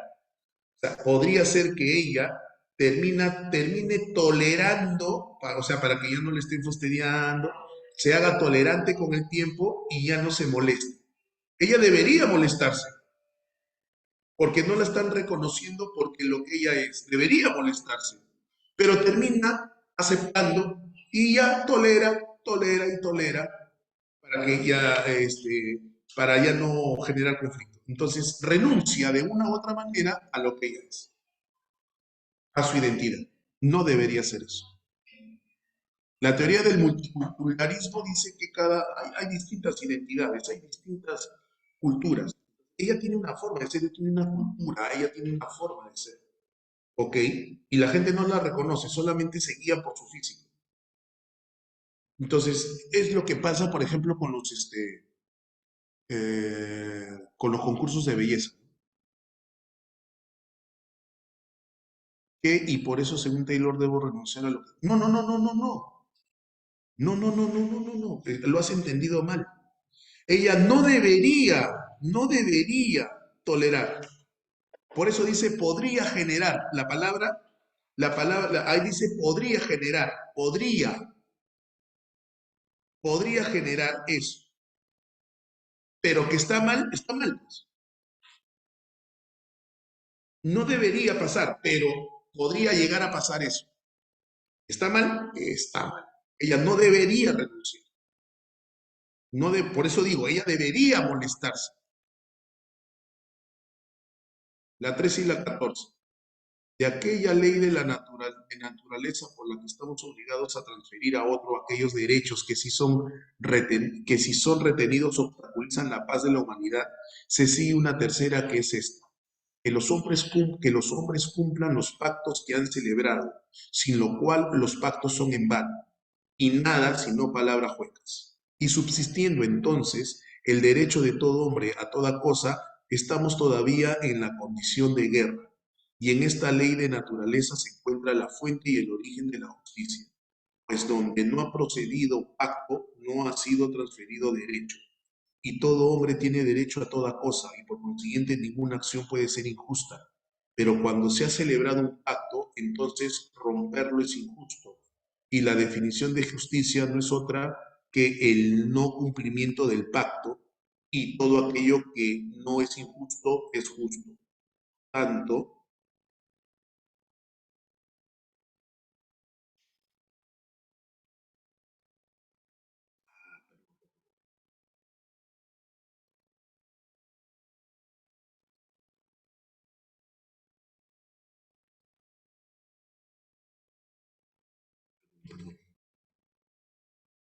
por tanto, antes de que los hombres de lo justo o injusto puedan aceptarse, deberán haber algún poder coercitivo que obligue igualitariamente a los hombres al cumplimiento de sus pactos, por el terror a algún castigo mayor que el beneficio que esperan de la ruptura de su pacto, y que haga buena aquella propiedad que los hombres adquieren por contrato mutuo, en compensación del derecho universal que abandonan, y no existe tal poder antes de que se erija una república. Thomas Hobbes, Leviatán.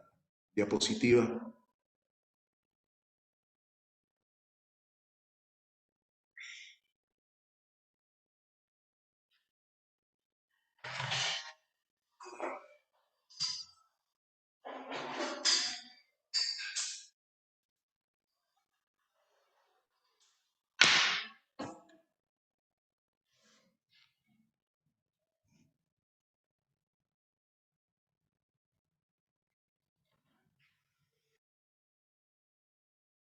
La diapositiva. Esta es la diapositiva.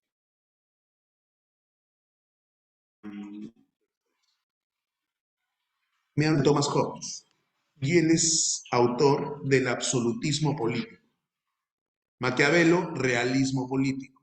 Hobbes, absolutismo político. Plantea el absolutismo. Ahora, así como te pregunté por el realismo, te pregunto por el absolutismo. Absolutismo, todo. Político, poder. Todo el poder reunido en un solo ente.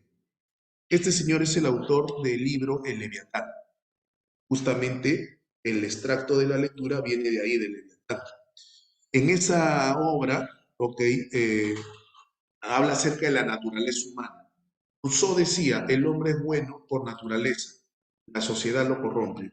Este señor dice, no, lo contrario, la naturaleza humana es perversa. El homo hominis lupus, hombre lobo del hombre. El hombre es lobo del hombre, homo hominis lupus. La naturaleza humana es perversa, pero hay un problema con la perversidad, el egoísmo, la injusticia, que si vivimos bajo ese parámetro, estamos condenados a la extinción. Estamos condenados al conflicto constante. Para evitar eso, los hombres firmaron un contrato tácito, otro contractualista, Rousseau, Locke, Hobbes, Rawls, contractualistas, firmaron, y en ese contrato tácito, dice este señor, el hombre renuncia a su esencia. ¿Cuál es su esencia? Perversa. El hombre renuncia para otorgarle el poder a ese ente. ¿Quién es ese ente? El Estado. La palabra Leviatán lo saca de la Biblia y el Leviatán es un monstruo marino, es un monstruo bíblico, es un monstruo bíblico. Entonces, ¿qué pasa con el Leviatán? Es una representación, pues, es una representación. El Leviatán viene a ser el Estado que controla todo, absolutamente todo lo controla el Estado. Surge el Estado como un artificio a partir de un contrato social. Regresamos a la lectura.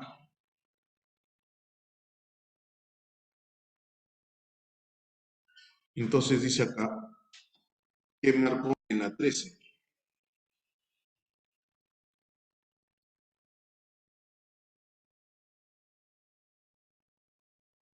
De acuerdo al texto, la República es una organización natural a la que los tienden los hombres, es natural, asegura la paz mediante medidas coercitivas y castigos, es un derecho universal, solo funciona si no, es esta de acá.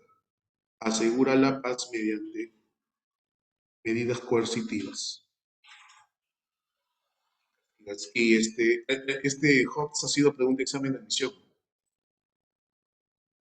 Si un joven estudiante acusa a sus padres de ser injustos por no querer mantenerlo más, es porque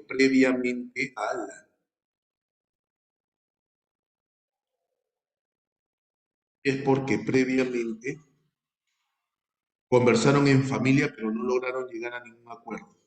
Se acordó que los padres deben mantener a sus hijos si estos estudian. Se establecieron las definiciones universales de justicia e injusticia. Se estableció que el Estado defiende los derechos naturales de la gente. Si un joven estudiante acusa a sus padres de ser injustos por no quererlo mantener, pero es un joven estudiante, ¿eh? Previamente se acordó que los padres deben mantener a sus hijos si estudian, ¿sí? Si no se cumple eso, entonces eso es injusto. ¿Se entendió? ¿Aló?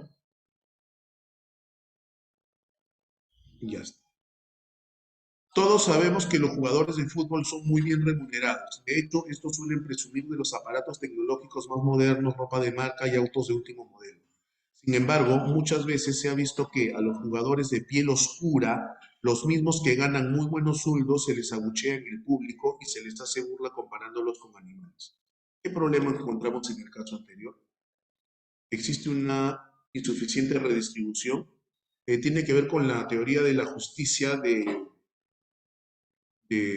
Nancy Fraser, la redistribución, que la esfera pública no funciona muy bien, que no gozan de reconocimiento adecuado, la ignorancia es responsable de esa realidad, no gozan del reconocimiento adecuado. Esa es la clave. Colorín colorado, este tema se ha terminado. ¿Se entendió, chicos? Oye, qué buen performance, hemos hecho un ritmo interesante, ¿ah? Nos ha sobrado tiempo inclusive para que el dios Aldir tome su quiz.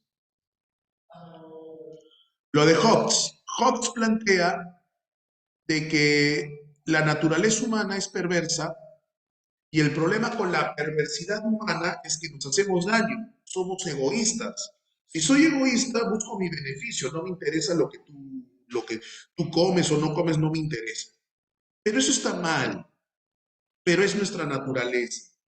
Entonces, si seguimos esa lógica, en algún momento esto va a traer enfrentamientos y eso va a ser injusto también. Y va a traer como, claro, sí, egocéntrico. ¿Ok? Entonces, espérate un ratito con lo de Taylor. Y entonces, ¿qué ocurre? Ocurre que, según este señor Hobbes, tácitamente los hombres firmaron un contrato social. En ese contrato renuncian a esa esencia perversa. Renuncio a mi perversidad de hacer daño y ese poder que tengo yo se lo doy al Estado. Y el Estado, ese es el que va a ejercer el poder total. Y para ejercer el control, medidas extremas, radicales, coercitivas. El Estado controla todo. Y yo debo respetar, así no me guste. Eso dice Hobbes. Y lo de Taylor, el multiculturalismo, Taylor plantea pues que, o sea, lo que plantea básicamente es, o sea, no, reivindicar la identidad de cada cultura, de cada pueblo. Y que no debo, por ejemplo, ¿no? En el caso, acá en el caso de los peruanos, ¿no? Un ejemplo sería, Sócrates no participa mucho en política. Sócrates no participa mucho en política.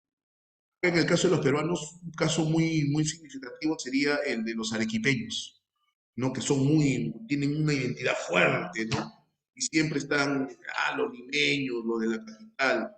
Pero no es que esté mal, dice Taylor, no es que esté mal, o sea, es su esencia, es su identidad, ¿cierto? En el caso de España, los catalanes, por ejemplo, ¿no? Los catalanes, que en algún momento se quisieron liberar, ¿no? De España, lo hemos visto con el fútbol, con el Club Barcelona, ¿no? Las manifestaciones y todo eso. A eso se refiere Taylor, a eso se refiere Taylor. Y que o sea, debo respetar mi identidad y que los demás respeten mi identidad. Claro, ajá, sí, sí, Marcio. Kant planteaba que la ética está basada sí o sí en lo racional, en lo lógico, en lo coherente. Lo que es ético, lo que es moral, lo que es políticamente correcto debe estar sustentado en lo lógico, en lo cultural, en lo lógico, en lo coherente, en lo racional. Así es, Medali. Nos vemos la próxima semana. See you tomorrow. See you tomorrow. Oh, ¿cómo vas a preguntarme eso? ¿Cómo vas a preguntar eso?